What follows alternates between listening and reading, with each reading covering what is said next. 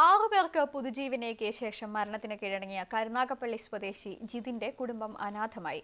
അവയവദാനം നടത്തിയതിൽ സന്തുഷ്ടരാണെങ്കിലും ഒരു വീട് പോലുമില്ലാതെ ബന്ധുവീട്ടിൽ കഴിയുകയാണ് ഈ കുടുംബം.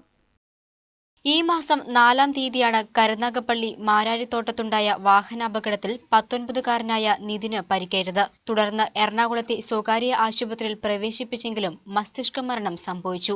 ബന്ധുക്കൾ അവയവദാനത്തിന് സമ്മതം നൽകിയതോടെ നിതിന്റെ ഹൃദയം, ശ്വാസകോശം, കരൾ, പാൻക്രിയാസ്, വൃക്ക, കോർണിയകൾ എന്നിവയാണ് ദാനം ചെയ്തത്.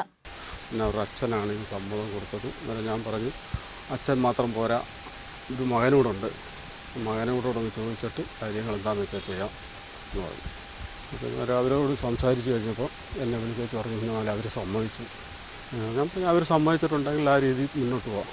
മകന്റെ മരണത്തോടെ പ്രതീക്ഷകളെല്ലാം അസ്തമിച്ചെങ്കിലും 6 പേർക്ക് പുതുജീവനേകിയതിൽ സന്തുഷ്ടരാണ് ഈ കുടുംബം. നിതിന്റെ 20-ാം പിറന്നാൾ ആഘോഷിക്കാനിരിക്കവെയായിരുന്നു അപകടം.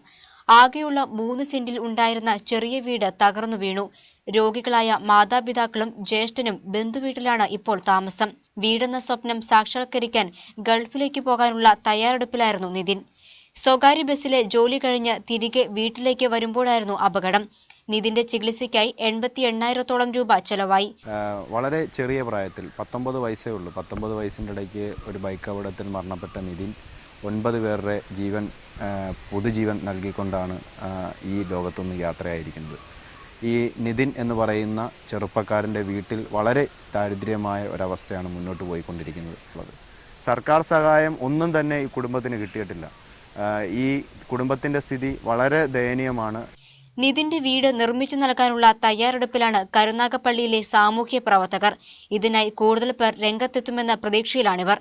ന്യൂസ് 18 കരുനാഗപ്പള്ളി.